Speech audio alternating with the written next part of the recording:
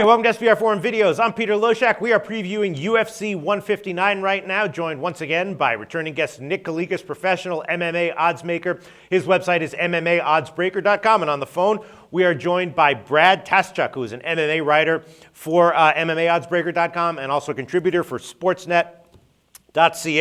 All right, now we're going to talk about Phil Davis and Vinny Magalhaes. Now, this is kind of a tough one. Davis, obviously, a huge favorite here, minus 350.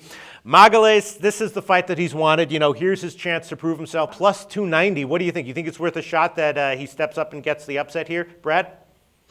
I'm going to stay away from this fight entirely, just because you look at Phil Davis's record. Yeah, he's faced some pretty decent grapplers. You know, he put Rogerio Nogueira on his back for 3 rounds and won a decision that way. But Vinny's such a step up in grappling from anybody else that he's faced. I just don't know if he's going to be able to avoid submissions for 15 minutes, or even if he's going to maybe keep this fight on the feet because he doesn't want to test Vinny's submission game, test Vinny's guard. And on the feet, Phil Davis isn't anything to write home about. Right. So I think Vinny might even have a slight edge in terms of striking. We've seen him actually have a little bit of success on the feet before, back in his M1 days, and really Phil hasn't shown anything on the feet at all. So I'm going to stay away from this fight. If anything, I'm even leaning a little bit towards the underdog in this fight. Nick, where'd you open this line? 280, so the public bet it up a little bit. Really? Yeah, it's an intriguing fight. I'm actually, Brad and I didn't discuss this fight at all, so I wasn't sure which side he was going to be on in this fight.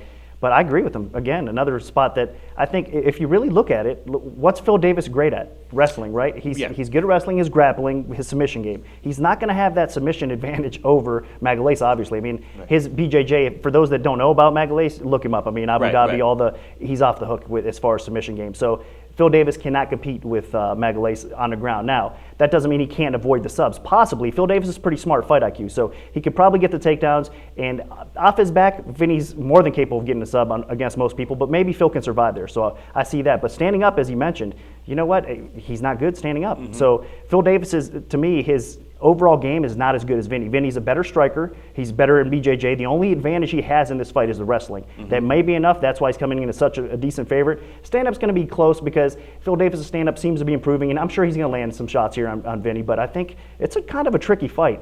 And if you just look at it as common sense as you can, I mean, Phil Davis is really not that great. Right. His overall game needs to improve more. He does have some solid wins on his resume, and he should be a favorite, but 3-1, I think it's getting a little bit crazy. So it's another one of those dog or pass situations. I could see Phil Davis again maybe staying out of trouble with fight IQ. Vinny does tend to fade a little bit more, so cardio advantages, I should mention, goes to Phil as well. But it's not going to be an easy fight. It's an interesting fight the way they match up. Well, what do you think about, Brad, what do you think about the fight going the distance? Right now that's minus 190. Sounds like that might be the way to go here.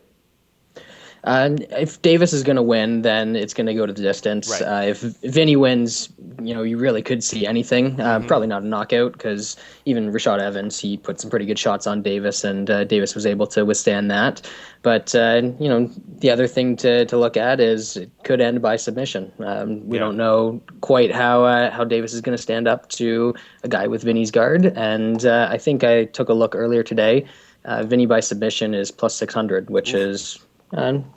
it's a high line, and you don't expect it to hit, but... Yeah, you could do Davis minus 350 and then hedge it with Vinny by submission. Nick, do you get a lot of sharp guys doing stuff like that, like making a bet and then hedging it with the most likely outcome? Yeah, I think a lot of the smaller sharp players do. There is some sharp action definitely that comes in on props, and you can always find value in 5-9 props. I mean, they're outstanding really with all the different variety. I mean, every time I'm looking at their props, I'm thinking, wow, you guys are giving, I help them out a little bit, but that's more on them than anything else as far as props go.